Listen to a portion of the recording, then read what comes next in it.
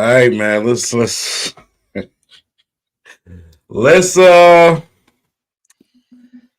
go ahead and tear down this victorious lane of uh of watching and observing our Detroit Pistons, man. Deuce, how you doing today? You look happy, man.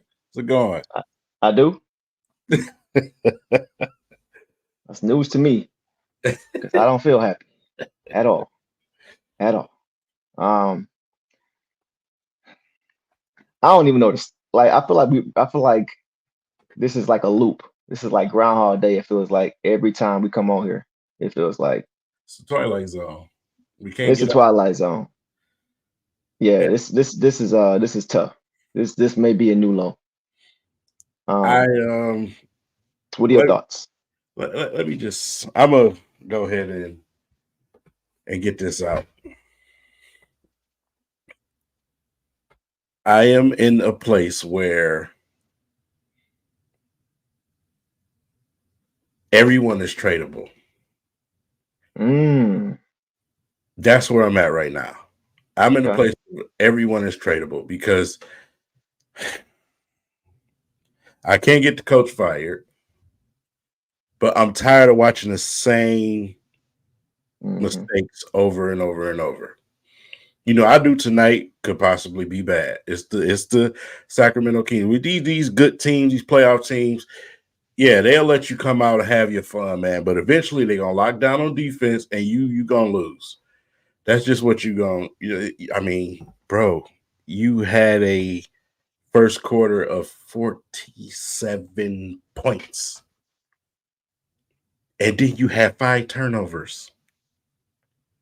Soon as they turned the heat up on that defense, turnover after turnover after turn. They're toying with us. We are food in this league, bro. Get everybody get out. Everybody can go. I'm in a different mind space right now. I see. I I've really am. never heard you say that before. I've never I, heard you say that before. man, it's to the point now where it's just like, man, you know, yeah, we got young guys. Um, but we're in a situation where we have to make a trade and give up somebody, then that's just so be it. Mhm. So be it. Something got to happen. Something has to happen. I have never not made this much Pistons content for this long of this period of time. I've never done this before. This is truly depressing, bro. I just had to get that out. I'm sorry. No, That's just where I'm at, I bro. got a lot to say too. So no, I'm just letting you get it out. I'm tired of having these vent sessions.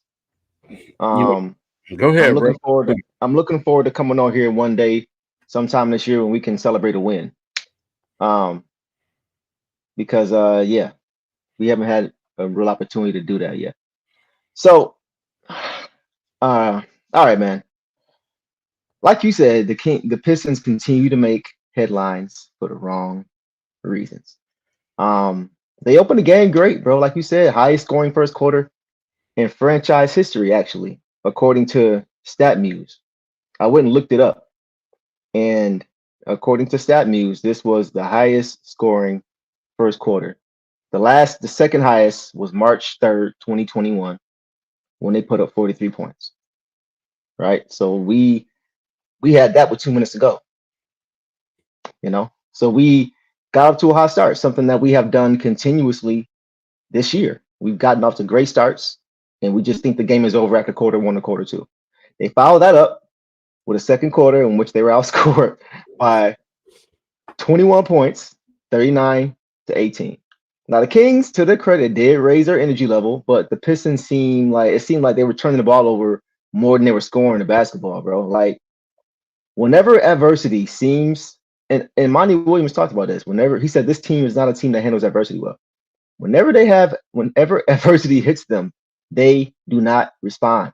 Like it's been something that's happened all year, and they just fold up and tense up. When the opposing team applies some pressure. So the biggest key for me tonight, bro, was points in the paint.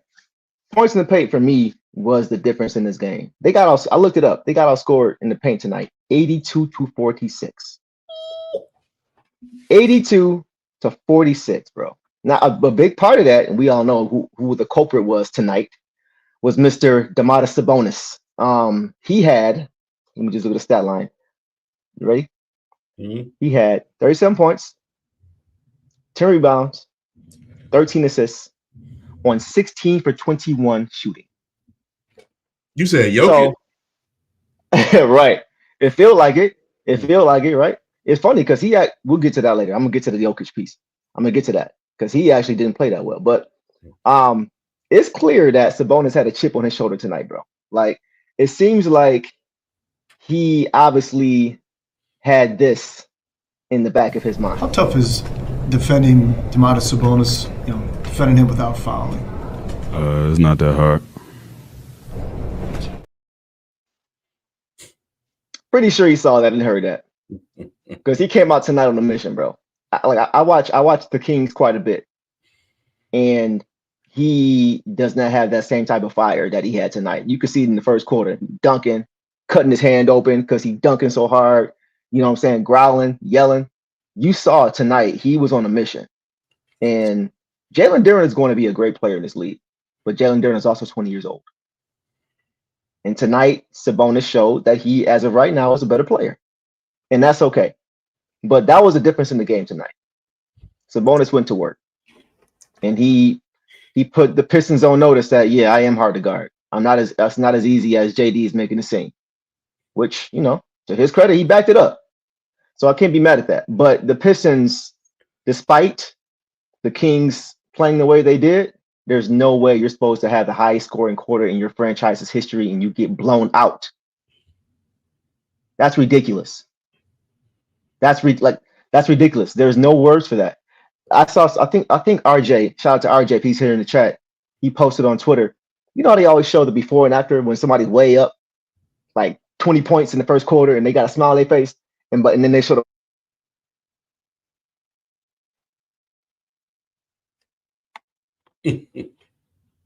That's all tonight.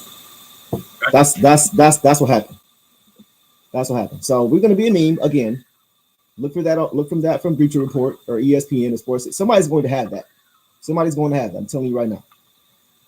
But those are my thoughts. That there's no excuse whatsoever for that type of performance where you play that well and you get blown out. It's just no. I don't care who you playing. You get up that many points, the game should not be a blowout by the end of the game. Period. It just shouldn't be. That's my piece on that. So when a team is out there, I don't know. Go ahead. When a team is out there doing boneheaded stuff, when you see your players out there doing boneheaded stuff, turning the ball over and everything else, and you see Monty Williams just sitting there with his arms folded, looking at the court like ain't nothing happening. That's frustrating, bro. You're not coaching. You're not trying to make the proper adjustments. You just throwing guys in and out the game. It's bro. If it was Popovich or any one of these other great coaches that's in this league, and you see, I think I lost you on audio. Oh, you lost me on audio? Yeah, I lost you. I got your. I see you. I just can't hear you. Let me try to come back. I'll be right back. Okay, go ahead. Yeah. All right. So listen, I'm gonna just tell you guys like it is, bro. Monty Williams is here to collect a paycheck. He's here to collect a paycheck, bro. That's just what it is. He's here to those players. I feel bad for them. I 100% totally believe what Nerlens Noel was saying. I truly do. It's like some of this stuff is they doing this stuff on purpose, bro. Like I was, saying this a little bit, in the Dwayne Casey area, which we all figured out, hey, we knew we was tanking. But this situation right here, this guy wants money. That's it. He is not interested. And yes, this is Tom Gore's fault, bro, because he's the one that overstepped and made this hire. The man wanted to take a year off. And then you come and throw him in this situation and throw a ton of money at him that he couldn't refuse. And he came his very first press conference. He came and he told you, listen, I'm going to just be honest about it. The money. I hear you, Deuce, if you can hear me. So, like I said, man, it's just, I mean, I don't know, man. I really just don't know.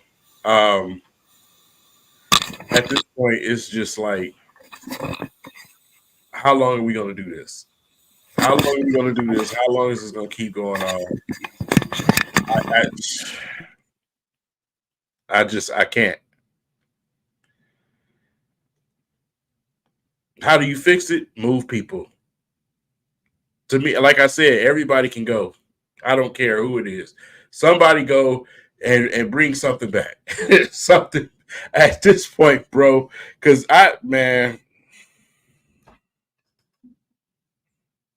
like for instance, today, Durant, great first quarter, right?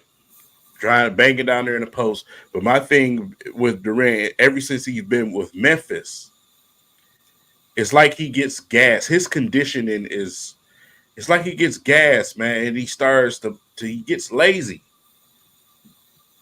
Yeah. First quarter, fine. You know what I'm saying? Banging, going up against the bonus, playing defense and everything else. But then after that is, I'm trying to make skip passes in between guys. I'm doing this. I'm letting guys go by. And then the guards, they start going under screens. How long is the coaching staff going to sit there and allow these guards to keep doing this over and over? Even Greg and Blaha said it on TV. And they barely even know where they at half the time. They said it on TV, bro. Bro. It's like, when are you're not making no type of adjustments. Right. So how am I sitting here blaming these young guys? Because the veterans you got, I keep saying over and over and over, the veterans that you have are not veterans that's going to teach these young guys what they need. Those are just shooters you have that's been in this league for a long time. They're shooters. Those are not the type of vets you need. So it's just like, bro, if you don't have that, then the coaching staff, Monty Williams, needs to do his job. Stop acting like nothing's wrong over there. Yeah. And then you come at a press conference, you know, this happened and that happened. Bro. Like, it ain't nothing, bro. Like, what? Or do you get mad at anything? Do you care? Bro, like, did you see what he said today about, I'm not sure, you may have said this already, but he talked about Cade, his injury, how it didn't happen against the Warriors, and how it was just more so the load that he has had to shoulder, and how when he gets back, he's going to have to look at how many minutes he's played. Like, are you not aware? Are you not aware of who you have on your team? Are you not aware of his history, his injury history? I don't, like, you're just figuring that out, that you're playing him too many minutes. I don't understand. I don't get it. I don't understand what's happening. How he just seems so oblivious to every. Yeah, I know. We talked about that red flag. When he first got here. And I'm not trying to throw shade on the man, because he seems like he's a great person. But some of the things that he says and does, man, just don't add up to $78 million over 6 years. And I'm not the kind of person to ever get in nobody's pockets. I'm not that dude. But come on, bro. What's going on, man? It can't get more obvious, dude, at this point. Like, this is bad, bro. This is bad. Yeah. So let's kind of transition for a minute. So, like, I've been hearing people say with regard to this injury, right, that we should just sit Cade for the rest of the season. I think that's a terrible idea. because there's two reasons I think it's a terrible idea. If you do that, you're guaranteeing the worst record of all time. You're literally guaranteeing the worst record ever, right? And we're already on pace for that. But I looked at the worst records in NBA history, bro, and history has not been kind to the Sixers. They have the two worst records of all time over an 82-game season. The Charlotte Bobcats, they had the worst record, but that was over a 7-59 season, shortened season, right? So as far as 82 games, the Sixers have the two worst records ever. In 2015-16, they finished 10-72. In 72-73, they finished 9-73. So Cade has played every game up until this point so far, and they're still on pace to have the worst record ever. But at least a lot of those games have been competitive. You know what I mean? Like if you set them for the rest of the season, most of these games are over by halftime. You know what I'm saying? Like the Pistons right now, we are what, 3-34, 33, 34, 34. So if they keep this pace, right, they'll be, let's just double that. That's 6-68 with 8 games left, because that'll put us at 72 with 10 with 8, or 74 with 8 games left. 6-68, which means they'd have to go 4-4 to avoid the worst record of 9-73. So that wouldn't happen. And you know why? Because they haven't come close to going 4-4 all year. The closest they came to going 4-4 was when they started the season 2-1 and ended up going 2-6 over that 8-game span. And that was early in the year when mentally, like they have much more confidence, much more motivation, more trust, you know, in the process, much more of a desire to push to make the playoffs. Like it's different now. You see Cade now, you're guaranteeing the worst record ever. So that's number one. Number two, like you don't want to rush him back, but what were you and me saying, bro, coming into the season? Like this is his third year, right? But it feels like year two because why? He missed so many games. He missed all of last season. So Cade still needs reps. He still needs that in-game experience. So sitting him for the rest of the year is going to put him in the same exact boat that he was in last year. Mm-hmm. Right? Now he will be going into year 4 again without being able to play a complete season. So if he sits, this is another point I wanted to make. If he sits for the rest of the year, then whoever y'all want to trade for, everybody wants to trade for, you know, whatever, like they absolutely cannot be an expiring contract after the season. Because if we trade for an impactful player like a Siakam or whoever y'all want, whose contract expires after whatever season, next season, this season, you can bet your bottom dollar that they will leave in free agency and not look back.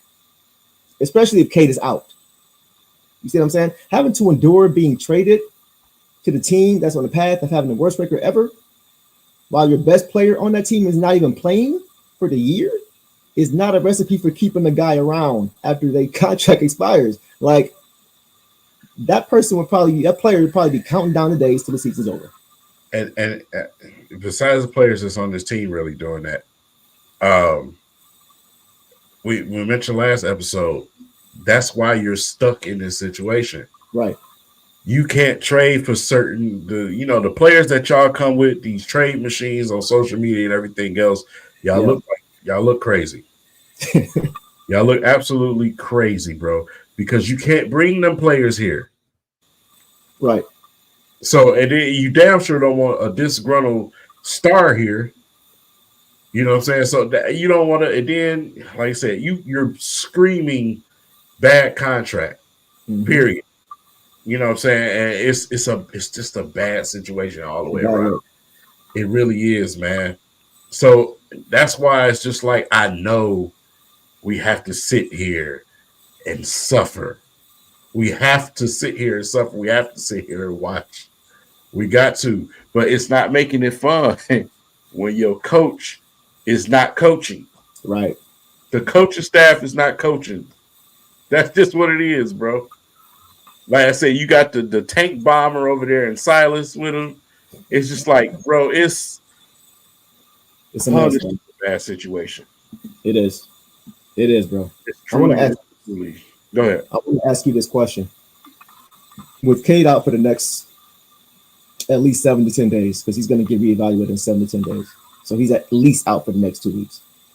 Who is the guy that you want to see grow or step up, take a bigger role? Ivy. Okay. That's your guy. Yeah, but see, I don't think it's gonna happen though, simply because of his playing style. Mm-hmm. I don't think Monty's gonna allow Ivy to go out there and play free and loose, because he's gonna make mistakes. He's still learning. Um, but I mean, that's just what it is. You know what I'm saying? Certain players on this team, they're not going to get any better. So with him, he's a player that I do expect to still grow. Right. Lasar is not an offensive guy. He is what he is pretty much. He's not going to shoot any better. He's a cut to the lane, playmaking, defensive, athletic guy. That's what he is. He's not Mm-hmm. gonna. It's not gonna get any better this season, as far from a shooting standpoint. That's something you're gonna have to work on during the off season. Right. So out of the guys, man, I mean, Stu's, when he does retire, he's gonna shoot threes. They're gonna stick him out on the 3-point line. It's not much out of all the guys. When I look at what player can improve, it's just Ivy. I mean, Duran is Duran. You know what I'm saying? Like I said, he shows flashes of things here and there, get himself in the groove. But like I said before, Duran needs to work on his conditioning. Right. And like I said, I've been noticing that since he was in Memphis. So he needs to work on his conditioning, man. But it's just Ivy. Yeah. I'm not mad at that. I think it's either Ivy or Asar. I think Ivy is he's a little bit ahead of Asar as far as offensively, obviously. Right? We see that. But Asar is ahead of Ivy defensively. And I think this team, as currently constructed, is going to have to win on will, not skill. And that's why I say Asar. Because sometimes you can win on will. Sometimes you can win on playing hard. That galvanizes the troops to play hard. Turn, like we already talked about it. Most of his offense is going to come off his defense. You know what I'm saying? Like I could see a game where Asar has 5, 6, 7 steals in one game. I can see that from him. You know what I'm saying? So I think for him, it's not going to be because of his shooting. It's maybe not even because of his scoring. It's going to be because of his effort. Getting out, making plays. You know what I mean? Getting those 50-50 balls we always talk about. You know what I mean? I just want to say, here's why I say that about Asar. It would be different if we had a different coach. But what I've been seeing Asar doing is pushing the ball up court and then just running crazy at the basket, trying to jump over 2 or 3 guys. Mm-hmm. That ain't gonna work. Right. Nobody's out there setting Asar up when he's supposed to be a guy that's in the passing lanes and everything else. Yeah. He brings the ball up the court. It's every once in a while he may be able to set a guy up. Fine. But still, straight V-line to the basket, trying to draw a foul that he's not going to get at this point in his career. You play for the Pistons, plus you're a rookie. You're not going to get calls. He did it twice tonight. You're not getting them calls. So when you got a head coach that's just sitting there on his fingers and he ain't teaching nothing out there, it's like it's hard for me to see him actually improving on something because he's not being coached. Yeah. No, that's a good point. I think I was more just referring to not even having plays drawn up for him. I'm talking about him creating his own offense off of his defense. You know what I'm saying? Like, but once again, it's going to come down to Monty giving him the opportunity to even be himself. You know what I'm saying? Because when he's just playing himself, like you're right. Like I don't want him to have court offense, trying to make plays, trying to go to the basket like how Ivy's able to do. That's not his game. He's an off the ball player. He's a wing. So he's running the floor, and I'm looking for that defense to turn into offense without having plays drawn up for him. That's kind of what I'm looking at. As far as set plays, I'm with you 100%. He ain't getting them. I mean, it don't seem like anybody's really getting them right now, to be honest. They just out there doing stuff. But the ball's hopping a little better. But I think Asar, given the opportunity to play and not having to look at the sideline every time he makes a mistake to see if he's getting pulled. Like that's a big if, because we talked about Monty. That's a big if. But I think that is the only way he's going to have an opportunity. And I think they need to give him that opportunity. He's the 5th pick in the draft. Why? We've had both our 5th pick, the pick from our last 2 drafts that we've had, 5th pick.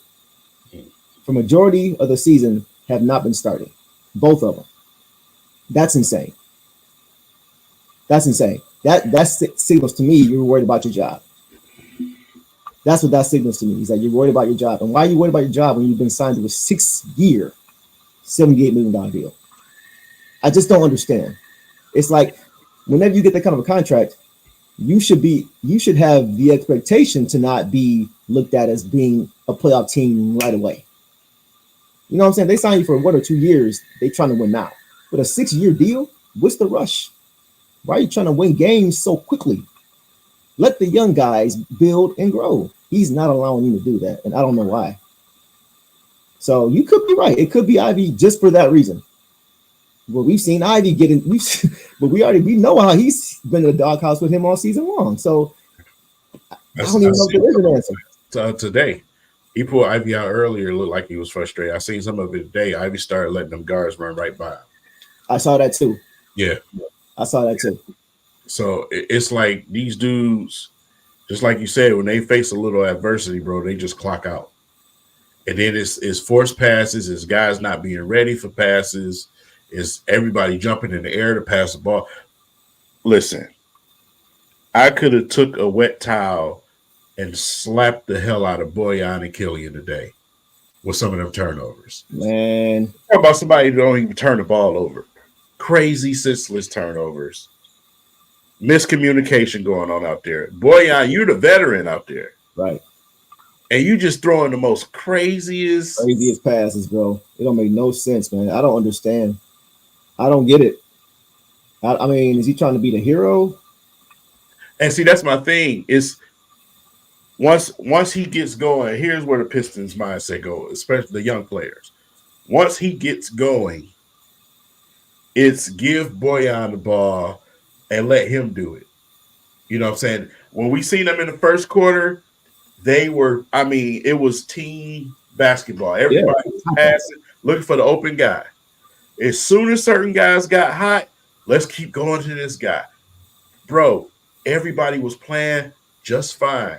Play team ball. Move the basketball. Actually use the 0.5 ball. That's what we see for the first quarter. You know what I'm saying? And then we go back to Boyan ball or hero ball, or it's hero ball. And it kills us every time, especially in the fourth quarter in some of these games, man. Yeah. Instead of playing together and moving the ball, it's like give this person the ball and let him pound the ball into the ground and try to force a shot. And you're absolutely right. The fourth quarter scoring was 33-15 in their favor. So you're absolutely right. 100%. And then Wiseman, goddamn. Yeah, man. I don't understand, bro. Okay. I'm not gonna harp on that all night. I did want to make this point with Darren. He's 20 years old. We were talking about this actually doesn't help my point, but I'm gonna say it anyway. You were talking about Jokic earlier, as far as who needs to step up. Guys need to step up. I think JD needs to be one of those guys too. He needs to be one of those guys too. Starting with the conditioning, like you talked about. That's in order to do anything, you got to be able to be on the floor at a high level. So you're right about that. But I go back to that game. So like tonight, he got torched a little bit tonight by Sabonis. But he's 20. But I'm looking at his defensive ceiling. I'm looking at him against the Denver Nuggets. Yeah. I'm looking at what he did to Jokic. Jokic has 16 assists, but that's only because he was able to put up 4 points. You know what I'm saying? Yeah. So just hear me out. So like, do you know who he reminded me of when I was watching him defend Jokic? Ooh. He reminded me of that same guy that everybody was comparing him to coming out of college. That same guy that gave Jokic hell in the Western Conference Finals in the bubble season. Played for the Lakers. Dwight Howard. Yeah. That's who I saw a little bit of watching JD guard Jokic, right? Being able to move his feet, being able to stay in front, being able to not get bodied. You know what I'm saying? Like he made it tougher for him than usual. And I was really, really impressed by that. Now, Jokic still got 16 assists, but when's the last time he got 16 assists? Right. He was doing that because he wasn't able to get it going offensively. So JD's not there yet at all, right? But you see the flashes That's what it is. defensively, Flashes, right? the flashes, and that's what you're supposed to see from a young player. Second Right. year player who's 20 years old, he can't even drink yet, you know. Right. So, but I was just encouraged by that. He's gonna have ebbs and flows, ups and downs. He's gonna be inconsistent. We're gonna need to be more consistent as he gets older. But just that alone was encouraging for me to see how he was able to kind of man up and kind of be a wall, right? Kind of build the effing wall, like Stan Van Gundy used to always say, Right. keeping him from being able to get those easy buckets. So that's what I like to see. I want to see JD continue to build on that. You know, why is Wiseman playing instead of Bagley? Yeah. I was looking at Bagley on the bench like, bro, I forgot Bagley is sitting over there and he's 100% healthy and Wiseman haven't gave us nothing. Why is he playing over Bagley, who actually can score some points when he's on the court? Yeah. Actually can catch an alley-oop, because Wiseman is the worst thing in the pick and roll I ever seen in my life. Yeah. You know what I'm Yeah. saying? So it's like, Bro, Monty just needs to make a decision. All this back and forth, Wiseman 5 games, Bagley 5, like neither one of them guys are ever going to be able to get into a rhythm doing that. At this point, I don't care who you pick, who you decide on. Just pick one. pick one, Because bro. you're messing with their confidence and their rhythm by continuing to give them D and P's after they didn't have great games. I'm telling you what you're doing. You're ruining your chance to move any of these guys. That's a great point. Because they're looking so bad out there. Ain't no team gonna want to take that. No. You know, Raj Trent. like, bro, it was. Oh God, when I be watching the game, my mind is 100 miles an hour. You know what I'm saying? I'm not just looking at the shot this person took. I'm watching everything out there, and I'm just looking at Wiseman continuously in the wrong spot, making the wrong rotations. Yeah. I'm just looking like, what is he doing, bro? It's like you look to the sideline, to the bench, coaching staff, nothing. Yeah. Nothing. You know, you can't leave it to the players out there to tell each other, because they out there trying to figure it out. They're a young team. They're not. Yeah. Like, so it's just like, listen, Durant, young, showing them flashes, man. You know, gonna continue to get better, obviously. Conditioning takes him to a whole different universe. That's facts. So I would love to see him like reach out to try to work with somebody like Kevin Garnett. Because Kevin Garnett, his rigorous training over the summer for conditioning, man, is unmatched. So that's what I see when I watch him sometimes offensively. If you put a silhouette around him, without actually seeing who it is or a shadow and just watch him, it looks like his form on his release, his balance, even the way he moves, even the way he's built is very similar to that guy. So he may not ever be offensively what KG was, but defensively, I think he can be every bit. Yeah, and see, KG, I remember when Dre went and worked out during the summer. You know, he had Dre running in the sand on the beaches and everything. You know, saying get that condition and get them lungs going. Go to Denver like Sadiq Bey did, bro. Work out in that thin air. You know what I'm saying? Get yourself, because you got the body already. You know, you built like you're a bodybuilder already. Now you need to condition it. Mm-hmm. You need the endurance to let those muscles work for a longer period of time. Exactly. You know, to where like I said, I would rather see him sit down when Sabonis sat down instead of him having to sit down earlier and Sabonis still in the game, making Wiseman look like a little woman. I need Durant on the court, bro. Yeah. Period, man. Yeah. But listen, those were some great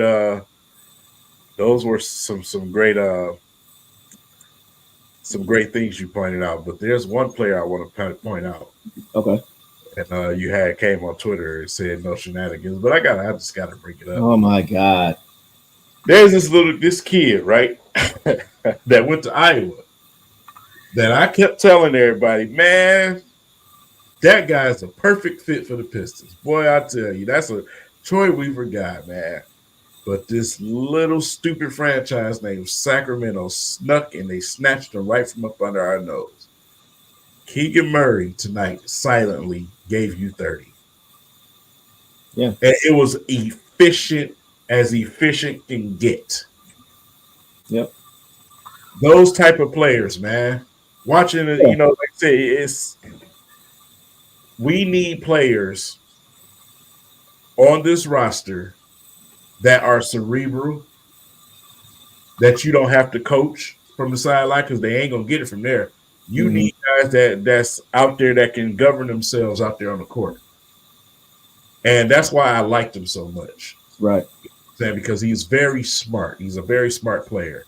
We need some players like that. We need some veterans like that. Mm-hmm. You know what I'm saying? That where you don't have to look to Monty and say anything. I'm coaching these young dudes while I'm out here on the court with them. Mm-hmm. That's what we need. You ain't getting that from Boyan. Boyan just want to shoot. That's it. Right. Right. You know, we even seen we've seen a short little fat hippie guy get out there today and knock some threes down. And we paying money to sit over there on the bench in street clothes all the time. When I see Joe Harris get in the game, bro, I'm like, I forgot we had this man. Like, what? You know what I'm saying? What? Yeah, Joe Harris, man. Hadn't seen him in I don't know how long. It look like he in a game weight. I'm like, what's happening? Yeah, I know. I saw that too. Bro.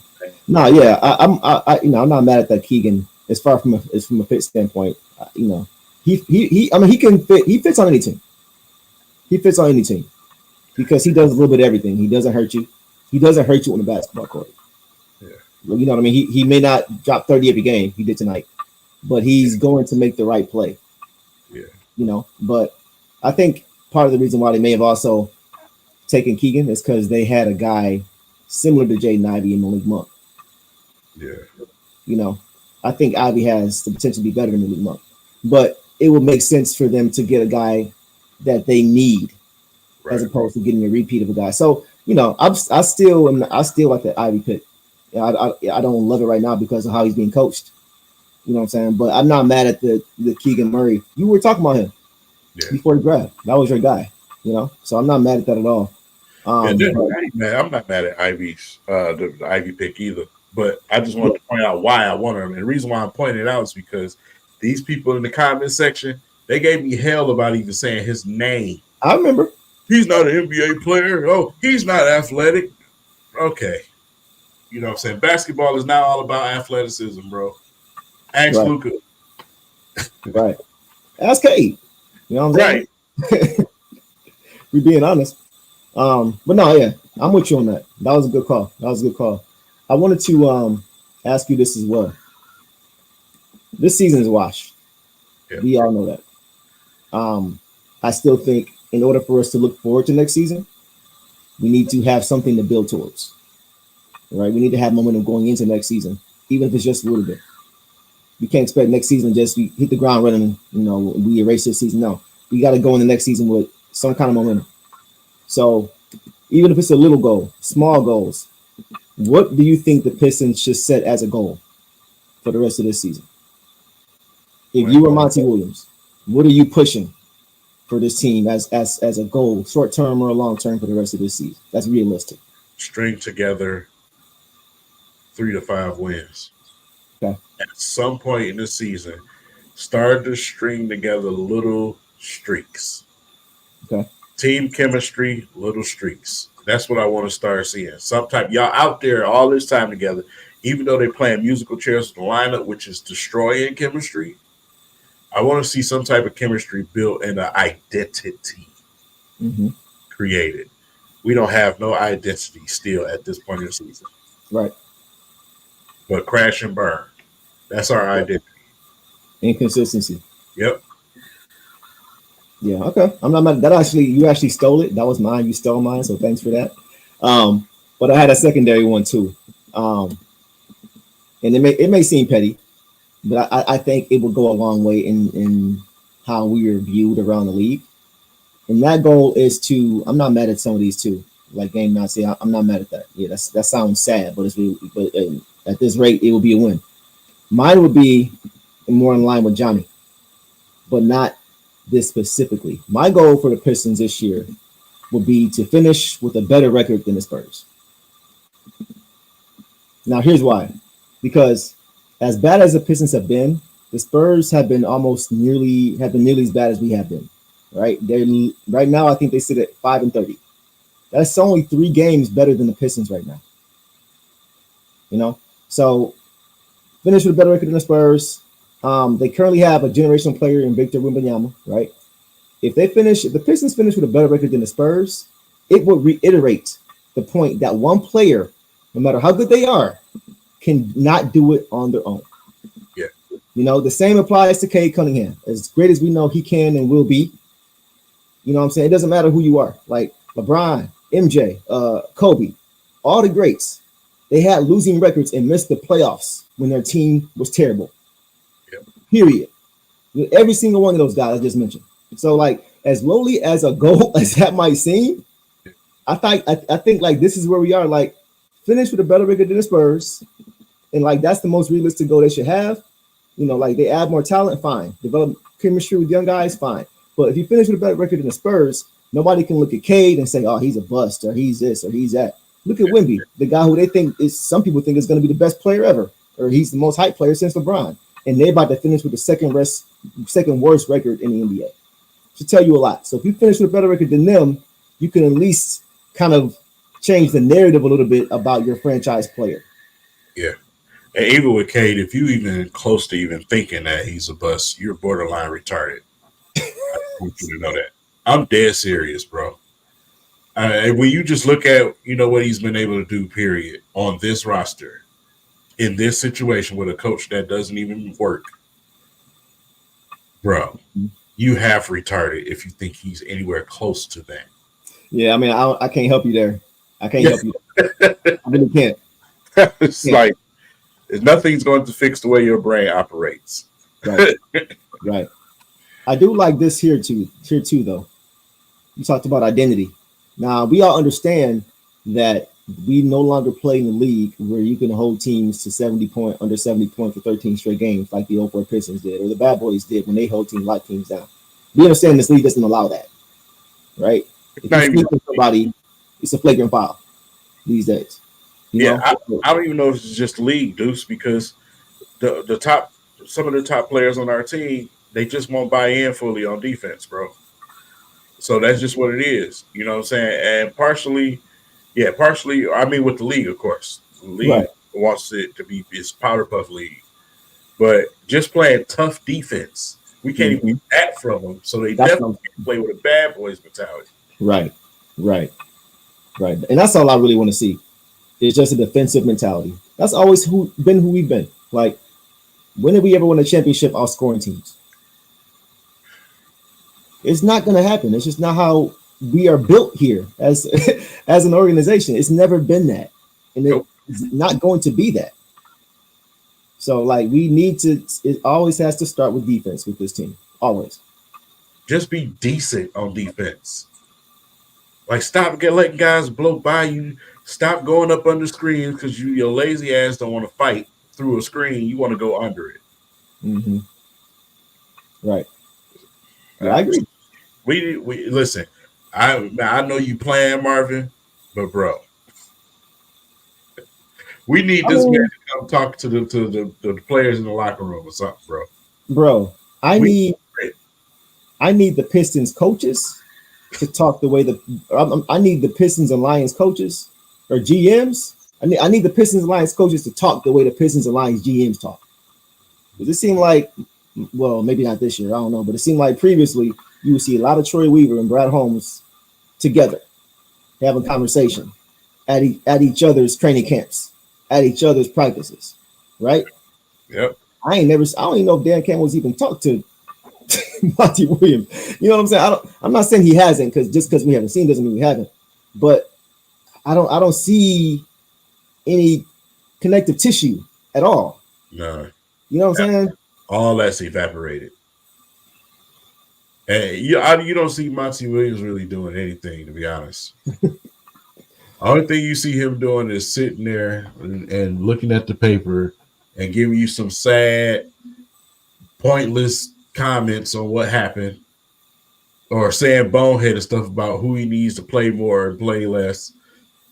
It's just, at this point, it's like, bro, it's like watching Joe Biden come up to the damn Bro, do you remember when D Wade was a judge for the dunk contest and he made that terrible and he was looking like Yeah. that's all Yeah. I see. Just when I see him coach, he just look like he's not on top of his game. And I could be wrong about that, but it just doesn't seem like his head is in the game, bro. It just doesn't. New nickname alert, Sleepy Mo. Since you got Sleepy Joe with both Joe Biden, it's Sleepy Mo. That's his name. Sleepy Mo, because at this point, bro, I don't even know if you get excited. Have you ever laughed in your life? Like, what's happening with you, bro? Like, he like a zombie out there. I'm starting to think, is this like a episode of Us? You know what I'm saying? Is this the Key and Peele production or something? Like, what's happening, bro? Are you a clone? Yeah. a variant from a different dimension or something, a different Kane. Show some emotion. Yeah. Yell at somebody. We need as much as Stan Van Gundy was annoying, at least you can hear him yelling that play. At least it was Andre half time, but at least you heard him care. Yeah. You know, care, Monty. That's all. Yeah. That's all I want to see. Because that transfers down to the players. If the players see you're not really engaged, you're not going to be engaged. It's just not going to happen. Especially with the team that is not mature enough or experienced enough to do that on their own. You know what I'm saying? It's a recipe for disaster, bro. It's just it's just not a good look, man. I don't know. I don't know what's going on, man. But I'm getting so tired of having these same conversations about the same things over and over again, bro. Like, do you think the Pistons brass regrets?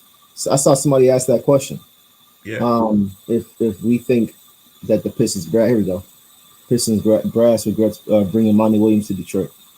Listen, that was just bringing him here. That was the most uncomfortable press conference I've ever watched for a coach introduction.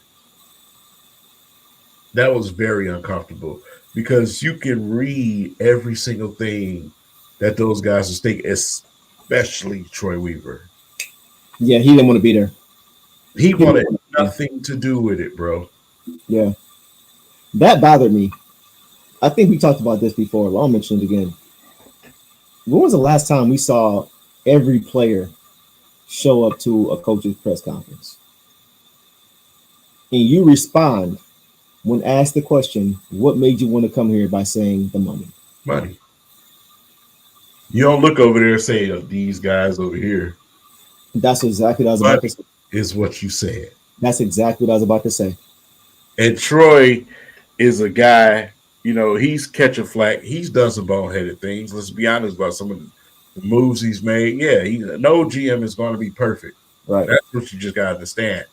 But this situation, and they keep saying Troy hasn't said nothing. Why would he? He didn't hire Monty Williams. So guess what? Troy probably told Tom, you take your ass out there and talk because you brought him in here. This is your fault. Yeah.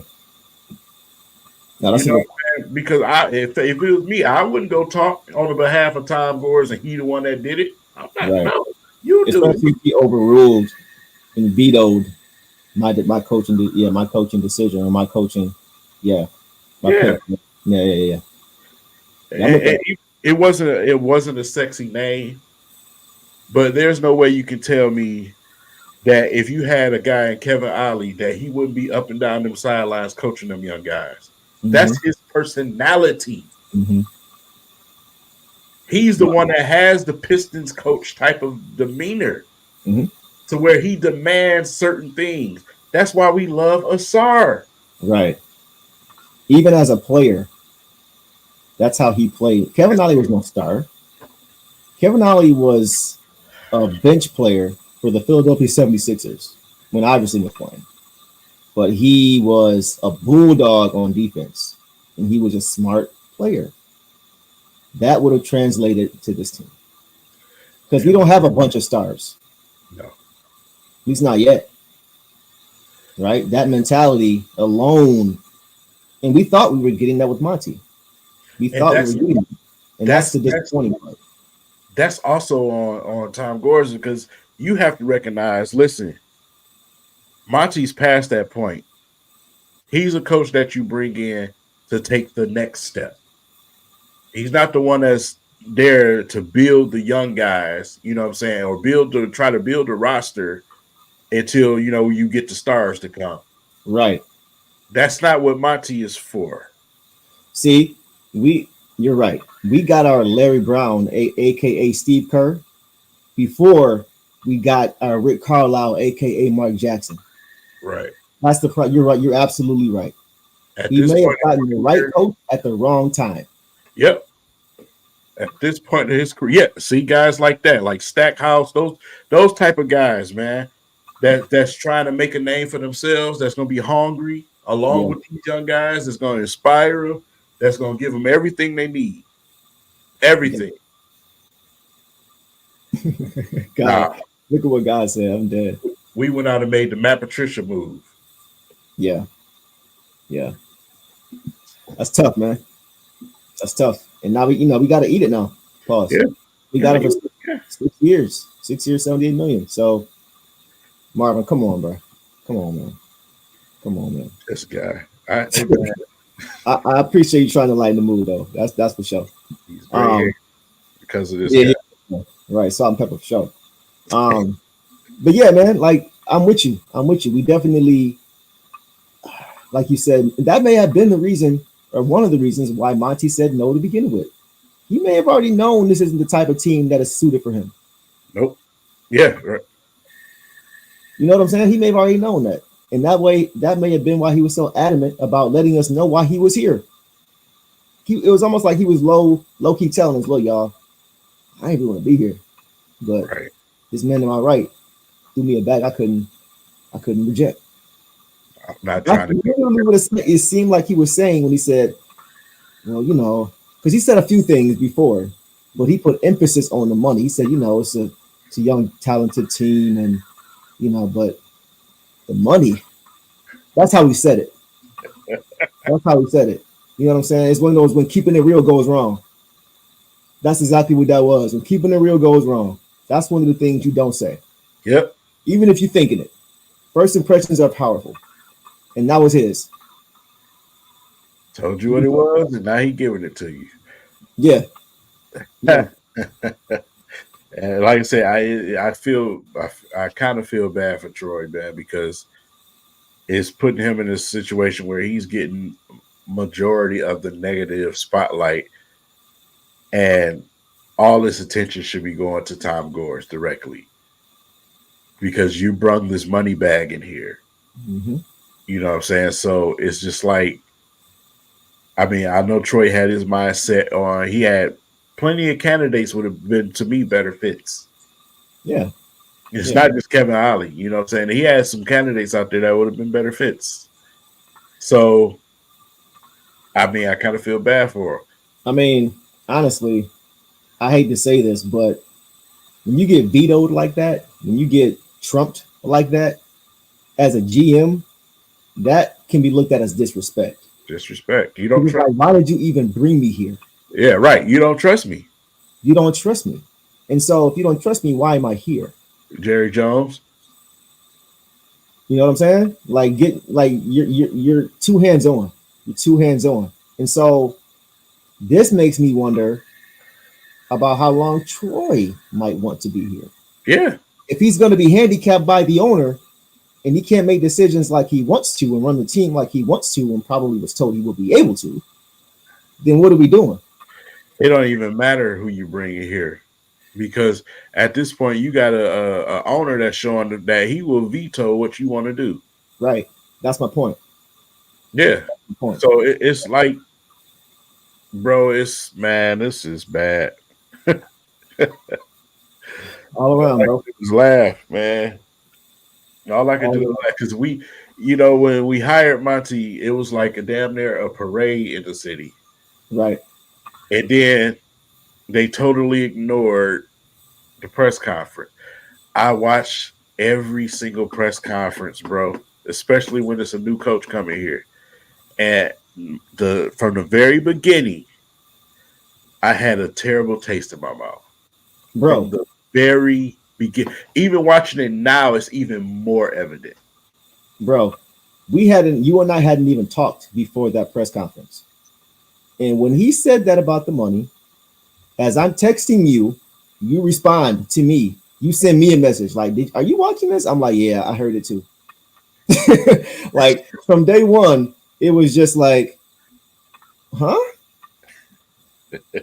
You know what I'm saying? Like, I don't know. I've never heard a coach say that before, bro. I've never heard that before. Like, I appreciate the honesty, but when the statement is that egregious, it doesn't even matter how honest you are. Yeah. In that moment, in that sense, it's like, come on, bro. That's just not what you do. That's just not what you do. It's not what you say. It's not professional. He has called himself out saying he gets himself in trouble sometimes because he's too honest. He has said that. Yeah, but yeah, you got yourself in trouble with that one for sure. Especially when your team has a record that may be the worst ever. Now that makes what you said about the money seem so much more real. Right. If he made that statement and we were 10 games above 500, even if we were just 500, people are not thinking back to that statement. They have no reason to, because he seems engaged. He has a team going in the right direction. But when you make that statement and you have this type of record, and you're 2 points away from having a 33-game losing streak, people are going to look at that for years. Yep. Shout out to Pops Chuck, man. I see the comment. It's my father-in-law. If y'all know this, y'all know who Pops Chuck is. Bro, listen, I'm just sitting here thinking about it more and more. Like, all the signs were there in the very beginning. All the signs were there. And it's just like, bro, you cannot buy passion. Right. You can't buy passion in this league, man. It don't work that way. You know what I'm saying? So, I mean, we seen the guy making Instagram posts.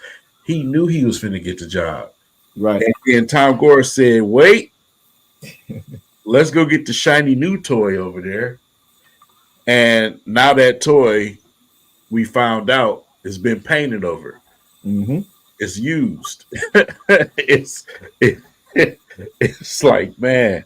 So, yeah, in this situation, how do you change what's going on? It's not a good situation. The trade market is horrible. Free agency is going to be terrible. It's going to be terrible. Right. And These we have all this money. are not the classes. Right. And then you look at the draft. What the hell? Yeah. Yeah. So, I like I told you before, I'm so tired of even caring about the draft, bro. I'm so tired of getting excited and doing all this research on these young guys, which I'm glad they're here now. Right. Right. But at some point, you get sick and tired of being in the lottery every single year. And like whenever you're more excited about the lottery than you are the playoffs, your team is not good. That's what that means. And we've been there for I don't know how long. So listen, for y'all in the comments, whoever watched this video, instead of going in there and saying something boneheaded like sell the team, which is not going to happen, because from a financial standpoint, that's stupid for them to do that. Go in there and say, void the contract. How about that? Chant that in the arena. Void the contract. That's the chant that you need. You want a t-shirt made? Void the contract. I will make one for you. Honestly, bro, no. I'm not even I hear you, but I'm not even on that because I'm never about taking away somebody's money. I feel what you're saying. I'm like this. Like, pay him to go away if that's what if it's that. Like, you know what I'm saying? Like, bring somebody else in here. Tom Gore is a billionaire, bro. Fuck that. He's a billionaire. Money, man. That's if you wanted to pay him off, let's just I'm still not. If next season we have a significant jump, all right, cool, okay, whatever. But I'm just like I'll buy him out, bro. Just buy him out. If you're gonna do all that, buy him out. Let him keep his money. You gave it to him. That's not his fault. It's not his fault you gave it to him. The man buy rich. him out, somebody else. The man rich. If you void contract, he ain't missing no sleep. That man rich already. That's what I'm And saying. for me, I take it personal because bad enough. We already get enough bad backlash when it comes to my city.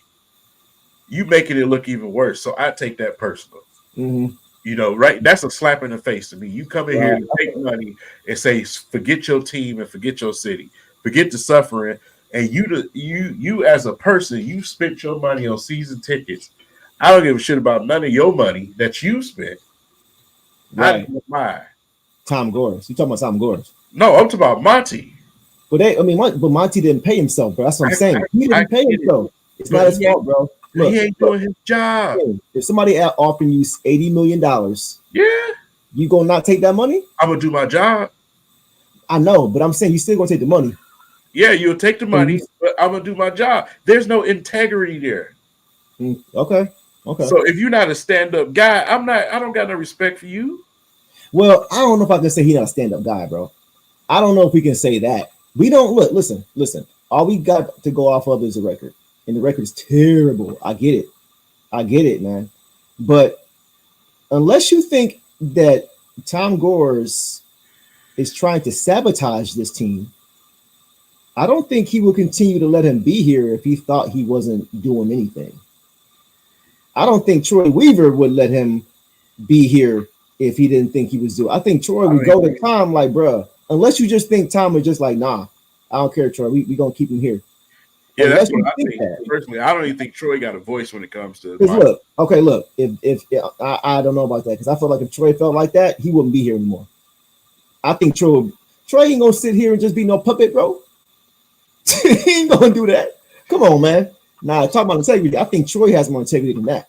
To being real, you know what I'm saying? He ain't gonna roll for that. He ain't gonna do that. He gonna, all right, man. I resign. I'm not. If he's a basketball mind and purist like we think, then he will care too much about the game than to go for that. So that's all I'm saying. Like that's why I'm looking at Tom. You decided to veto your GM. Not a smart decision. You decided to pay a man that said he didn't want to be here, the highest contract for a coach ever in history. Not a smart decision. I'm looking at you. Period. Yeah. Monty is a byproduct of that, but there is no Monty Williams as the Detroit Pistons head coach if he don't get hired by Tom Gores. It don't happen. It starts with this head of the snake. That man. That man needs to do his That's job. where I'm at with it. Yeah, all I want the man to do is do your job, bro. I feel you though. No, I feel you. I'm with you on that. Yeah, because it's like, man, come on, dog. You just collect the money, like, and you see what's going on. Right. You embarrassing us. You know, it's bad. Luckily, we got these two going on. Right. You know what I'm saying? Right. Well, imagine if both of these was bad. My God, it would be a desert here in Michigan, in the state of Michigan.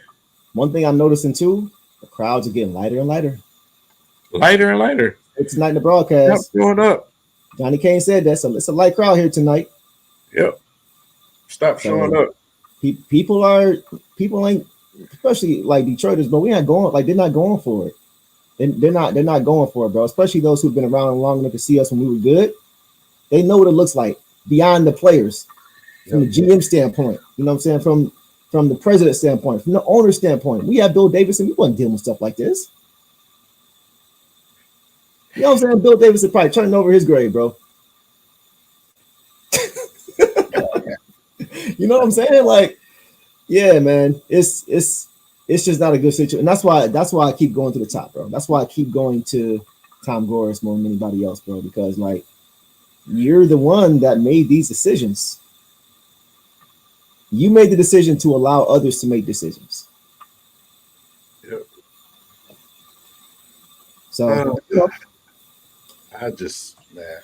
But we're 2 points away from losing 33 straight games. We beat Toronto by 2 points. And the last 30 seconds of that game felt like 5 minutes. I was just about to say we did everything possible to try to get that game away.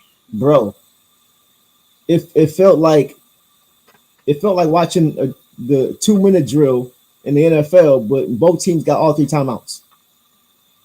That's what it felt like. Like it took forever to get over with. So like, I was there. Shout out to you. I was at that game. it felt like it was we about to lose again. Like it really was, and you could feel it. It was tense in the arena. In that arena, like everybody looking at the jumbotron, looking at the clock, like trying to see how much time is left. We are 2 points away from having a 33 game losing streak, bro. We won one and then lost 5 straight. So and while they was unraveling that game, you look on the sideline, this joker just standing there. Like, bro, like, you know what I'm saying? Oh my gosh, that's funny. Shout out to everybody in the chat, man. Appreciate y'all. This is sorry we got a vent again. But here we are. POV, yeah, appreciate you, man. Yeah, go check me out, Downtown Dude's channel. Yeah. This is hard, man. This is hard to hard to endure right now. It just shows how many Pistons fans we really do have. That everybody's still here, just hoping and wishing that something will turn around. Do you think a trade is going to be made? That's my last question for you tonight. Do you think a trade is going to be made before the deadline? Yeah, but chat. Do you think? I don't think it's going to be to the magnitude what people think. But yeah. We lost Deuce for a second. But to answer, what up, those Tez? Yeah, but to answer his question, I don't think it's going to be to the magnitude of what people think it's going to be. I think it's going to be, a trade that may move the needle a little bit, or one that's going to give us some relief in some of these spots. I don't think Troy's going to go crazy in the trade market. He said he wants to be aggressive, but aggressive with who? You know what I'm saying? Who are you going to be aggressive with? You're going to get bad contracts. You see all these people on social medias throwing names out there, whether it's Zach LaVine and another bad contract. That's Blake Griffin all over again, if you ask me. I don't know, man. I don't know. Just don't put yourself in prison. If you do get lucky to find a fool as a taker, then do that. Go find that fool, and we'll go from there. But otherwise, I just don't see it. When it comes to the trade market, I don't see it. Guys like marketing, it depends on what they're going to ask for. For guys like Laurie marketing, man. Y'all got to understand these teams, too, they trying to get over right now. So, and it's very hard to figure out how you're going to improve this roster. It really is, man. Some of the names that we threw out there are already gone. What I was saying, Deuce, is technical difficulties tonight. My fault. Go ahead, bro. Yeah, what I was saying is I just don't know if the guy is out there that you can make a trade for that, it won't turn out to be a foolish trade. It's just like, I think it's going to be some slight movement. You know what I'm saying? You might go and get one or two guys that have moved the needle enough to where you can get to that 20 game, point. But I don't think it's going to be nothing big enough to make us say, wow. So that's where I'm at with it. Yeah, I agree, bro. I think any significant move, like impactful move, probably going to be a bad move. Yeah. Like Blake Griffin, that was an impactful move, but it was a bad move. Yeah. You know what I mean, for the team's future. So, in your, would you say that a Pascal Siakam type move would be a Blake Griffin type move, or would that be a solid, piece for the future for a contending team type of move? I like Pascal. Him in the comments, Jeremy Grant, those guys, they all in the same boat to me. Yeah. But here's my problem. If you guys in the comments haven't read social media, Pascal are already telling the Raptors where he don't want to go. Really? He's telling them where he don't want to go, and he's telling those teams, I'm not re-signing there. So, because he has some, what team was it? Was it Sacramento, if I'm not mistaken? Yeah. That he told that team? Yeah. These players they not going for the bull crap, bro. It's a certain level of player, like I said, you have to be careful with that situation because they don't want to come here. Right. Who wants to come here right now? Right. And that's why I was saying earlier, if you bring a guy in like that, it better not be an expiring contract. Absolutely not. Absolutely not. Because you won't even have the time to convince them to stay. Like you really think they're gonna stay in a season where they fought a team where they the worst record ever? No. That's one of the hopes right there. Players that actually want to play for Monty, right, are some of the players that you actually may get to come here. Like for instance, if you play and you was bad and you use draft picks and a couple of players go get somebody like Devin Booker, yeah, fine. You know what I'm saying? And the latter part, that's later. I saw what you did there. You ain't see it. But that's just what it is. That's the only hope you got. Players that want to play for Monty Williams, bro. Players that want to not only play for Monty, but players that look at a guy in Cade and say, I wouldn't mind coming to play with him too. Him, Durant. They got a couple of shooters over there, Burks, Boyan. You know what I'm saying? Maybe if I come into the mix, things change.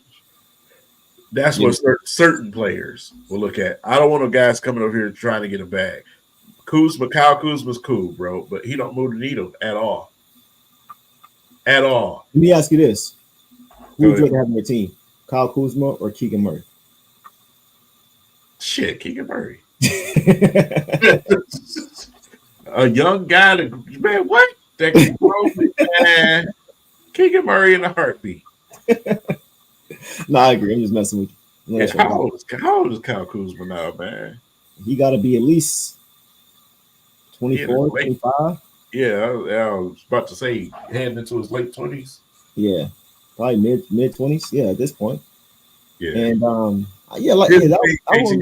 I said it earlier because I was mad, but at the end of the day, you can't just trade everybody. Teams just ain't coming to say, "Hey, yeah, I'll trade you for some of them bums you got over there." That ain't how it works. Right. That's not if you're not giving up something with these dudes to make the team take them, bro. You stuck. You stuck. He's 28. Wow, I didn't realize he was that old. Okay. Yeah, he's late 20s, man. He's been in the league for a while. Is he 28? He's really 28? He should be, if I'm not mistaken. No, he must have came in the league when he was 22, 21, 22. He ain't been. This is 24. So when did he? Let me check. Let me check while we're looking. While we talking. I'm Googling right now. Okay, yeah, do that real quick. I didn't realize he was that old though. If he is, he should be much better than he is. I'll say that much. Let me see. You're 28. Wow, good call. I did not realize he was that old. Okay, that's why. Okay, he played. He wasn't a one and done guy. That makes sense then. Okay. Yeah. Hey, Keegan Murray's brother. What about Kuminga? What's your thoughts on Kuminga, bro? Is he another Wiseman, or is he somebody who actually has the ability a ceiling? I don't think he fits with. No, I don't think he never fit with Golden State. Yeah. Actually, when they drafted him, I was surprised. Me too. He don't fit with that type of team, bro. The standing in the corner and waiting for threes type of team. That ain't type of team you need to be on. Yeah. The Warriors are not good at developing talent, at least not as of late. Yeah. So especially like he got Kuminga and Moody. Mm-hmm. So you let Corey Joseph get in the game for Moody. What is that? Yeah, I saw that too. Yeah, exactly. So yeah. I do like Kuminga though. I like Kuminga, man. Like I said, but that's what I'm talking about. It's going to be those type of moves. Yep. You know what I'm saying? Before OG left, I thought OG had a real chance. You know what I'm saying, to be traded. The Pistons had to trade for him. So those type of guys. It's not going to be no big names, but those type of dudes. So like I said, and you just exchanging them for, some of these guys we got on our wing right now. Like I said, it only moves the needle some. But at the same time, these guys that we're naming, they're not just shooters, which helps. You know what I'm saying? It's like, listen, it's the fourth quarter. Let me show you how we do this. Exactly. You know what I'm saying? So Like you want to bring some guys in there with that type of mentality that's gonna actually show these guys how to get it done. Because if you're not doing it, then how the hell they gonna learn? Right. Right. What do you think of? I like Rui. I would love to have Rui here. I ain't gonna lie. Yeah, man. I would love to have Rui here. Rui's nice. Rui's nice. Yeah. At this point, I just want to see some new faces. At this point, If he was available, he's my starting 3. Yeah, straight up. And I wanted him here. I wanted this guy here. But here y'all go. Tone, shout out to my dog, Tone. Tone, I've known Tone for about 15, 20 years. That's bro right there. Yeah. He's been on this Amani base train forever, bro. Tone, I told you, bro, I love you, man, but he doesn't play any defense, bro. Offensively, he's a beast. I saw him in person when he played against the Motor City Cruise.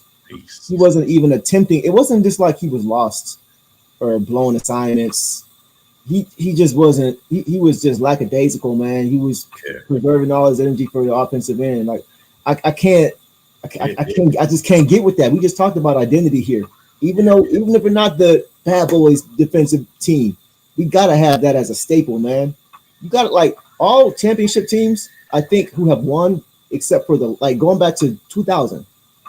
Every championship team has at least been top 10 defensively, except for the Lakers, who has Shaq and Kobe. That's the only team who has not been top 10. Maybe the Denver Nuggets this past season, maybe. But those are the only two. Everybody else in between, top 10 defense. Always. Like, I'm not trying to hide nobody, bro. I don't want to hide him. Like, he ain't no KD. I'm sorry. He will never be KD. I don't think he's good enough offensively in the NBA to focus so much attention on hiding him defensively. That's just me. I just don't think he is worth it offensively to try to put so much effort into hiding him defensively. I think it's kind of a wash if you do that. That's just me, though. I would say you can't bring the Monty Bates in here with Monty Williams as your coach. Nah. That ain't gonna work. That ain't gonna work at all. He's gonna be sitting right there. Yeah. That's not gonna work. Now, don't get me wrong, bro. He's immensely talented, bro. Like offensively, I think he'd make things easier for Cade. That's for sure. Hell yeah. That's for sure. Right? Easy. Yeah. He's a bucket. I'm not denying that at all. He's a bucket. I just worry about the defense, bro. Yeah. Like in the playoffs, you have to know where he is at all times. Yeah. You do. So I'm not, and he's probably gonna get better. You know, like I'm looking for guys with a certain mentality, man. Like for me, and I think in the NFL it's easier to have guys who are not as locked in because there's so many guys in the NFL. The NBA is 15-man locker room. So it's like you can only afford to have one, maybe two of those guys, maybe. After that, you gotta have some strong leaders in that locker room. So I'm always here first, bro. I like Keldon Johnson. I don't know if I want him though. I'm glad he brought that up. And we getting ready to play the Spurs. Yeah. So the Spurs want to bring back Lord. DeJounte Murray. And we was having this conversation earlier, right? So, like I was saying, things change. Mm-hmm. Maybe at the time it was probably a good move for them to move on from him, right? Or maybe he wanted to move on at the point. Right. But things change. So I was saying some of the players that we could bring that's been here. And one of them, I know y'all on social media, I've been seeing, is Andre Drummond.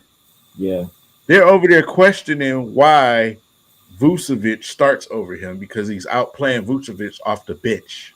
Yep. If I can bring him here on them cheap veteran minimums he's been making, bro, he on the first thing smoking here back to Detroit. I don't care who's mad about it. I agree.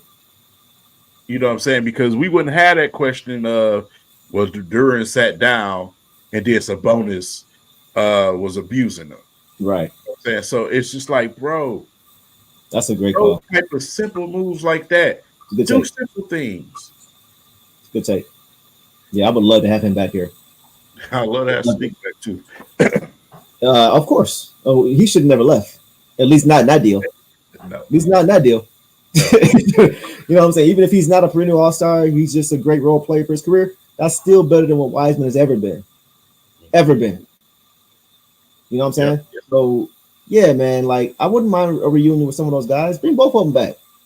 We missed a lot of shots at times here, and those offensive rebounds will be definitely warranted. Yeah, Drummond on your absolutely, bro. And then too, like it would be nice for Duran to have somebody in practice with that is physical with him. You know what I'm saying? Yep. We don't have anybody other than Stu who's undersized. We don't have anybody in practice to go at him every day. Yep. That would be huge. Imagine how much better of a rebounder JD could be having to go against a guy like Drummond every day, who is one of the best rebounders in the history of basketball. Period. Straight up. Yep. And we're denying that. So, like, yeah, I would love to have him back for a lot of reasons. He's older now. He's more mature now. He's not trying to be the star. He understands who he is. He's been humbled, right? He knows who he is. He's very comfortable now in who he is, too. Yep. So, like, he would be perfect here. I would absolutely love it. And him out of some of the names that you see in the comment, he's the guy. You know what I'm saying? He's the guy I would say, hey, go and get him. Guys like Myers, Marcus Morris, they're used to playing on winning teams now. They're at that stage of their career. They don't want to come here. You know what I'm saying? Drummond wants to come here to try to, you know, correct some of the wrongs he did as a young player. Right. You know what I'm saying? So I would love to see that happen. But at the same time, not just because of that, because he does everything that we need right now. Absolutely. In the paint. You know what I'm saying? And he's a threat to where when we run a pick and roll, he's actually a threat to where it opens up some things, you know what I'm saying, for our guards, man. So, like I said, nobody's worried about Wiseman or somebody throwing the ball down their neck. There ain't nobody worried about that. You know, bro. Wiseman up under the rim somewhere. Right. If we had Drummond, both of them guys would be getting DNPs. Yeah. Wiseman straight up. Yep. I mean, at this point, you got Bagley sitting there. Yeah. Move one of them. Somebody. Move somebody. Yeah. It makes no sense now. It just makes no sense. Yeah, I gotta agree with you, Tom. Yeah, man. I don't, you know, I feel like he's more interested in reviving his career and proving who he is as a player and proving that he deserves to be an NBA player. That's what I get from him. I don't see any team basketball with him. I just don't. And you know, I'm not throwing shade at him. I'm just telling you my eyeballs see. I just don't. Hurts sometimes. You said what? Truth hurts sometimes. Yeah, I mean, yeah, like not personal. It's just I just don't see it. I just don't get. I don't see it. I would love to see a Wiseman in the second for Drum, and all day long, all day long, all day long. I ain't thinking twice about it. Yep. Yeah. So that's. I don't know, man. This is gonna be I hope we can win that game against the Spurs. Probably not, because you know, especially with Cade being out. But we showed tonight that what we're capable of, even when he's hurt. We just gotta sustain. It's all up here, man. It's all between the years, bro. It's all between the years. And I think the more like teams are seeing that, teams ain't worried. They go down 10 to us, they ain't worried. Yep. The word is out, man. Yep. Time and time again, we've been up double digits. Where's the check mark on the calendar? You know how many times we were supposed to have broke that streak before we broke it? You know what I'm saying? How many times we was like, oh, it's about to end the night. Next thing you know, yeah. Were you like, bang, you put 50 on us? Right. You know what I'm saying? So, yeah, that's all I wanted to say, man. I just wanted, you know, I'm very disappointed, bro. I'm extremely disappointed with what I saw. I'm more disappointed with what I've seen after we broke the streak. That was a prime opportunity to build, even if just some momentum.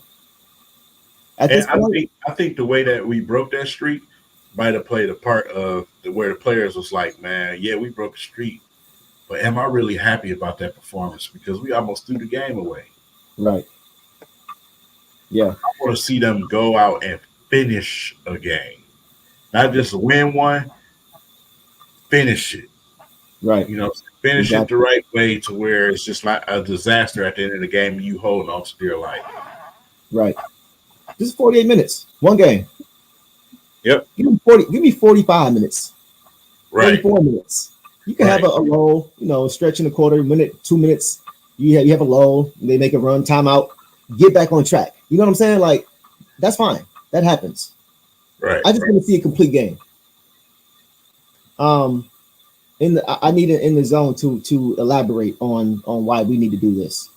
I see. I'm not blasting you, bro. I just need you to explain why you believe that needs to be the move right now. If you can do that for me, because I don't understand why we would trade our franchise player. But is it based on what you saw tonight because of how we almost put up a 50 ball? Is like I'm really trying. I'm not being sorry. I'm really I just want to understand. I like hearing different perspectives on what is going on. I totally disagree, but I still want to hear you out.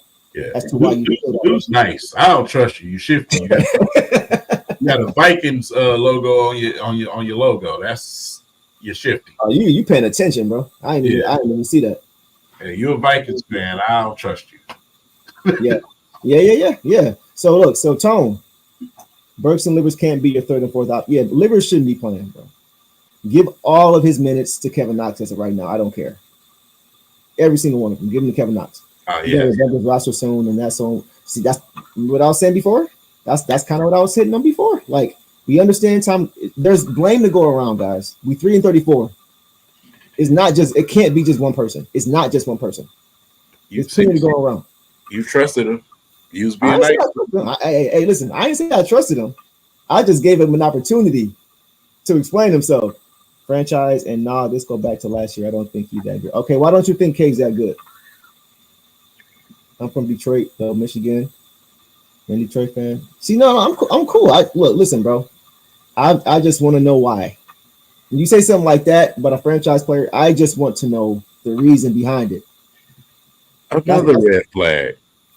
You're a Detroit fan from Michigan, but you don't like the Lions. People like that. I don't get that one, bro. I can't help it. You wear Reebok socks with Air Force Ones. That's the type of person you are. I don't trust you. You shifty, bro. People like us, we can't get along.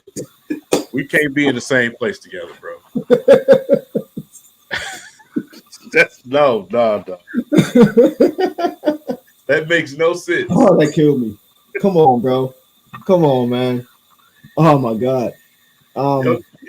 Your hometown team is in the playoffs, and you're a Vikings fan. They're a dumpster fire. Yeah, I don't understand that. I don't understand that. But I'm with the private eye. I'm with the private eye here. Yeah, I feel like these two have the highest ceilings, and I feel like Ivy is right there, right after them. But yeah, I'm not trading Cade Cunningham. That's the last thing I'm doing right now. Is even thinking about moving trading. Nah, man, it's just not. He's shown you what he can. The same way Wemby is going crazy, all these stat lines, doing everything he can. You know what I mean? These double doubles with 5 blocks, and they getting blew out because the team is terrible. It's the same thing happening with Cade Cunningham. It's the same thing. Like, would you feel that way if he were still if the Pistons were winning games? Would you still feel like Cade needs to be traded if we were winning games? Or is it just because we're losing games and he's the best player? That's what happens a lot of time. The best player gets to blame. You know what I'm saying? Like, so there's no way I'm trading Cade Cunningham. I'm not even thinking about it. But hey, everybody got their own opinion. That's his. But mine, nah, there's no way I'm ever doing that. It's just not happening. That's crazy. Nah. He's the best player we've had in this team since Blake Griffin. Right? Easily. That's a Detroit mindset. Trade him. Go trade him somewhere else so he can go ahead and flourish elsewhere. If that ever happened, I would never ever watch a game. Yeah. That he played. Yeah. I just wouldn't be able to because I already know what would happen. Yep. I'm not And anything involving his name, like, it's just gonna make me sick to my stomach. I'm gonna still support him because I support the dude. I know the dude. It's a good dude. It's a good man. It's a good kid. Like, so yeah. But it's, from a basketball perspective, if we were to do, man, I can't. This is taking me back, man, because we are the city when it comes to fan base. We are the city of trade this person and let him go and flourish elsewhere because he's not going to do it here. No, Yeah. Hold your franchise to a fucking standard. Yeah. Say y'all better figure this shit out while he's here. Right. How about that? Put your franchise to the task to do their job and to put the right pieces around him and make sure he is successful. Mm-hmm. Don't trade him somewhere else so he can be great there. We do that all the time. Yeah. And every time somebody leaves here, instantly it's success. Matthew Stafford, Super Bowl. Every Tigers pitcher has been to a World Series. Scherzer, Verlander, you name it. Yeah. Chris Middleton. It's so many guys. Yeah, I'm not doing that. He just played the Nuggets the other day, right? How many Pistons over there? Great point. You know what I'm saying? And they got rings. Yeah, Bruce Brown got one and he dipped. Reggie Jackson got him one. KCP got 2 rings, one with the Lakers and one with Denver. Yeah, man. A lot of it is because we weren't good enough. We had these guys acting like they're the savior. They were all these guys you mentioned that played for the Pistons that were on the Denver Nuggets team were playing out of position, out of their depth. And when you do that, you're going to make yourself look worse than you do better. Yep. And that's what happened every single time. LaMelo, man, Tony, you on one tonight, bro. Go get LaMelo, take Cade off ball, send those boys the number 1. What you gonna do that? LaMelo? He said send these boys the number 1 pick. If we get the number 1 pick, I think he's saying. They don't try to get rid of Melo. You don't think they will for the number 1 pick? Hell no. Who in this draft? Cooper Flat. Man, hell no. You need more than that. The only way that you're gonna use a draft pick is for a player that a team wants to get rid of and is mutual with that player. No. Yeah. You know, guys like Melo, man, you have to sell Little Caesars Arena to get rid of him, bro. And like I said, you know, you could take a pick and say, for instance, a guy Monty Williams that just left the Suns and a guy Devin Booker that's from here that loves to represent here. You can use a pick and go and get a guy like that. Mm-hmm. That makes more sense. Yeah, I'm with that 100%. I'm with that 100%. You know what I'm saying? And I think a guy like Booker would be great for a guy like Ivy. Personally, Bronny, that's interesting. Well, you can get Bronny. He gonna be like a 2nd round pick anyway. Oh, you think he's gonna be that? No, he ain't gonna be that low. He's gonna be mid first round. He be mid first round. He ain't even a Prince James. He's more like a Duke. It's crazy. They're saying Bryce may be even better than him. I keep saying that. Yeah, Bryce nice, bro. Bryce gonna be the one, dog. I'm telling you. Bro. He's nice. I see because, like I said, me, Redford High School, right? Seen LeBron James, a person, right, when he was young. Right. I see LeBron James and Bryce. Yeah. This is good. Bronny might walk like him and everything else. Look like him. Yeah. From the game standpoint, I see LeBron James when I look at Bryce. Yeah. I agree. I think he has a more versatile game. Yeah. I think Bronny is more of a defined positional player. You know what I'm saying? Yeah. This D-Book talk, man. Everybody's talking about D-Book, man. D-Book. I've never seen a player of his caliber represent Detroit the way he does. Never seen it. I've never seen. That's a rarity, man. Like, even Kuz ain't nothing nowhere near the player, but he don't even rep Detroit the way Book does. Like, that's rare, man. First of all, he from Michigan, so I know he got a brain. I know he can pretty much see that the Suns ain't finna win no championship. Yeah. So, you know what I'm saying? I can just go home, play with Cade, you know what I'm saying, get this thing, and play for my home team, which I probably dreamed of playing for since I was a kid.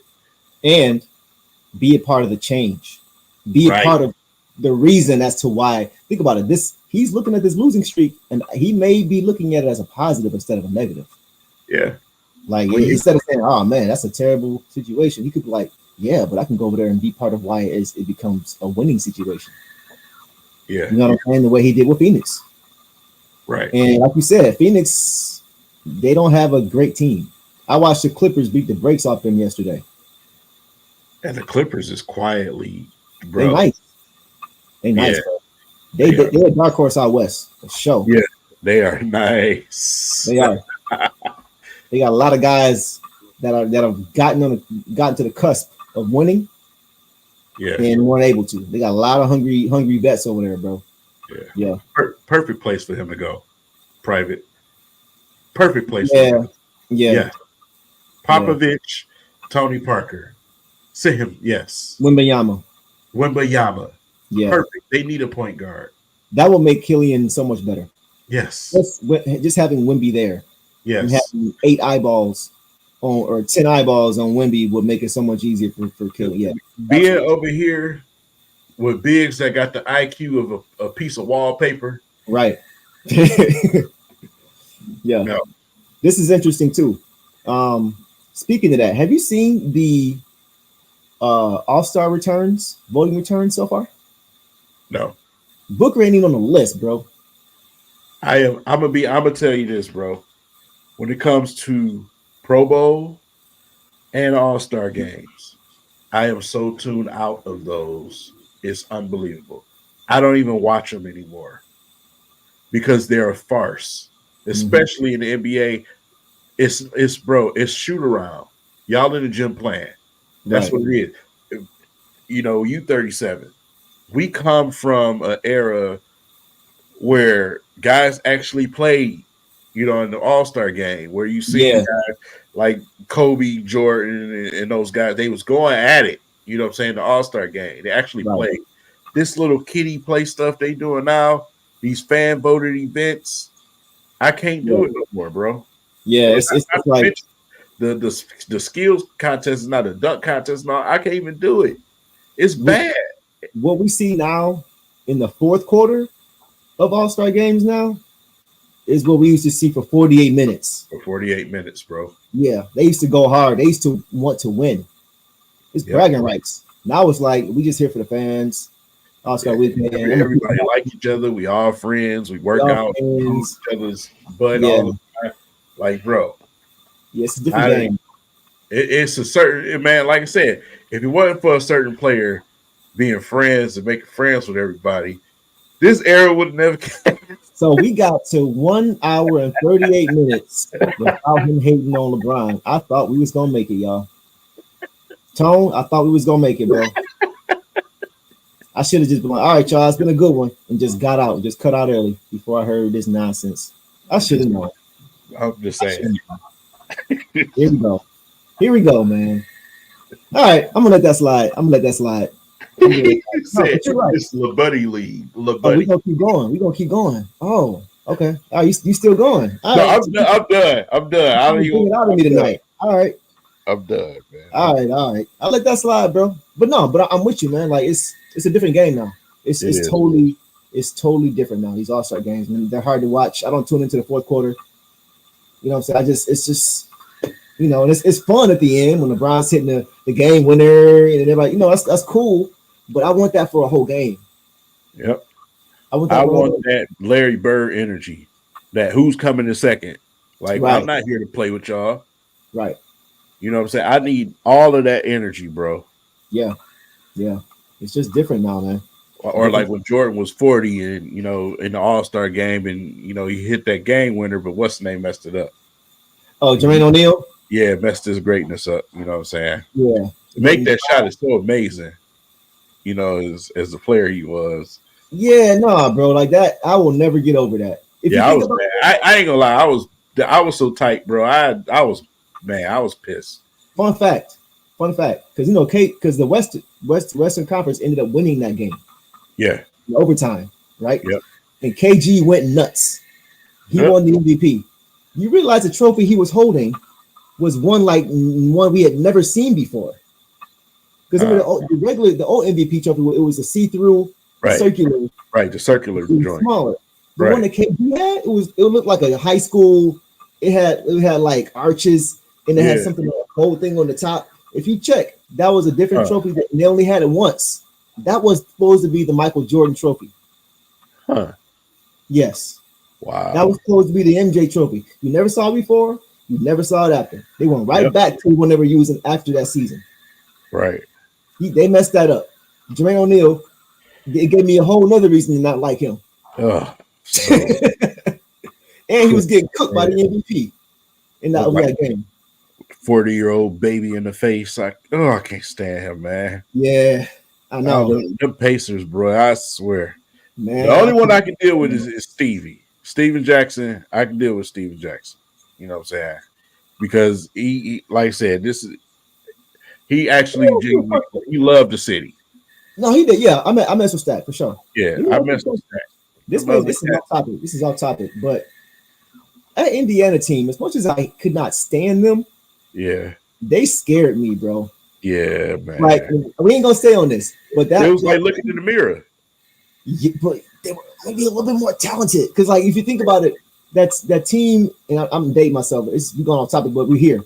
So, like, anybody in the chat, if y'all remember that time, chime in about that 04-05 season, the Brawl season. We had beat them the year prior. It was 64-18 that prior year. First in the East. We had to win on the road to win that series, right? In 6 games. They were first in the East without Steven Jack. He wasn't even there yet. Right. You know what I'm saying? And they went and got him that next year. So that game, that Brawl game, we were getting beat by like 15 points before that whole foul on Ben Wallace happened. And I was just sitting there like, I'm a little nervous about this team. Man. They scared me, man. Like, they may have been better than us. Tough squad, man. We played some tough squads, bro, because like New Jersey was another one that's a tough squad, bro. Yeah. Man, that we had to deal with. So, like I said, the East was nice at that point. It was. The East didn't get easy until the era after. That's when the East got a little bit easier, or whatever, because that's when LeBron started going to the finals all the time because he didn't have to play anybody in the East. Here we go. See, you know what I'm saying? You just can't stay away, can you? You just can't stay away. But even before his era, it's still that era.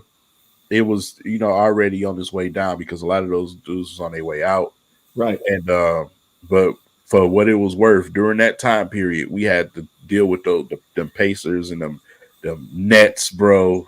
Mm-hmm. Like, bro, those were some tough teams, man. Yep. Yeah, those were the teams. New Breed 313. Yeah, you're right. I think that Indiana team would have beaten them. Indiana team would have beat Miami the same way we did. Yeah. I also think that Indiana team would have beaten the Spurs. Yeah, they were going to win the championship that year, bro. I'm telling you. They were the best team in the league for that singular season. They were deep. They were tough. Like, they were hard. No, they were tough. Uh-huh. They were talented. They were defensive. Like you said, they were us. Yeah. That season, they were probably a little bit better that season. Yeah. Just being honest. Yeah. But I was kind of happy when that was the only thing about the draw that made me happy, is that I knew that they were going to be out. Suspended. And we would have to worry about them. That's the only thing that made me happy about the brawl, is I knew they getting suspended. Their season's over. Right. And listen, that's like I said, that era is man, this tough basketball. But now the league is top heavy, bro. It's just top heavy. And it's just to a point now, it's just like basketball, not just because the Pistons ain't playing well. Mm-hmm. It's very hard to stay interested in postseason play and stuff because of that. Because it's just like it's just the same old. It's like what's gonna happen. It's no surprises. Back then, our team, we were surprised. You know what I'm saying? You know what I'm saying? So I missed the surprise teams. I missed the balance in the league. Back then, you had defensive teams, you had offensive teams. The West Coast was the offensive side, the East Coast was the defensive side. It was balanced. Right. Now it's just like, ugh. Yeah, I agree, Iceberg. Yeah, Exactly. You must have been around, bro. Because if it wasn't for that brawl, they would have beat us, bro.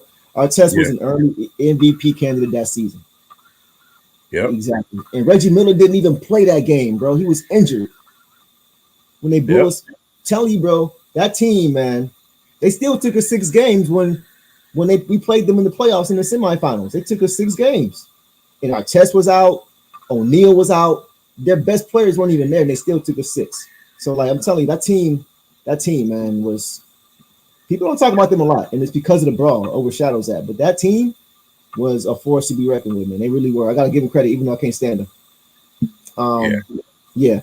Private eye, I agree, bro. Yeah, that's when I really started to become depressed as a Pistons. That's when I knew it was over. That's when I knew it was over. Joe Dumars. Yeah. Flip Saunders, man. He took us to our best record in franchise history, bro. 64-18. The first year he got there. Flip. Rest in peace. Rest in peace. Yeah. So I just had to get that out there. Down memory lane. Had to keep my mind away from what's currently going on. Yeah. Anything else you want to hit on? Anybody else want to hit on before we get out of here? Nah, I think we done hit everything, man. I think so too. Spurs game tomorrow, though. Yes. Who you got? Pistons. Okay. I think Jalen Duran everything that he don't want. Because Durant like to, and especially with certain type of players that have a certain type of pizzazz or whatever, I think he tries to play a little bit harder. And I think he's gonna give him everything he don't want tomorrow. I think you might be right about that one, bro. Yeah. You could be right about that. Appreciate you, Private. I appreciate y'all, man. This is per usual. We appreciate y'all support, man. Y'all always show up and show out. We appreciate every single one of y'all, man. We're gonna keep doing this. Regardless of what happens, y'all can count on us being around to talk about this team that we love so dearly. So I'll let you take us out, man. But I just want to say that as well. All right, man. So appreciate each and every one of y'all for coming in here. For everybody that click in, everybody that will click after this video, this live stream is over. Listen, man, we in a situation where we just got to, hold on to each other, man, because we about all we have right now. Right. We'll see what happens. Trade deadline ain't too far away. Not too far away. We'll see if we make some type of moves to change a few things. But in the meantime, let's just hope we get more spirit out of this team, bro. We need to get some type of identity or something going. Hopefully when Cade is reevaluated, everything checks out, man, he can get himself back. Right. But yeah, no need to rush him back, obviously, in this season. But hopefully he can get back. And then, seeing the social media posts with Monty Morris, so hopefully we can see a debut from him in the near future. Right. Yeah. But, like I said, we just got to go through this thing. It's tough. We expected a whole lot this season, but we just got to go through it, man. And like I said, we'll get there one day. Last thing, Pistons fan Indy, next episode, if you're on, we'll do that. Absolutely. We'll talk about that a little bit more. We'll talk about the documentary. Right. You know what I'm saying? Right. For all who have seen that from the Indiana's perspective. Yeah. It was interesting. It was an interesting watch. For sure. You already know you can come in whenever you want to, Pistons fan. Oh, sure. Yeah. Yeah, you're a real one, bro. Sure. Yeah, because bro, listen. Let's enjoy our other teams right now. Got national champions in the state. Yes, sir.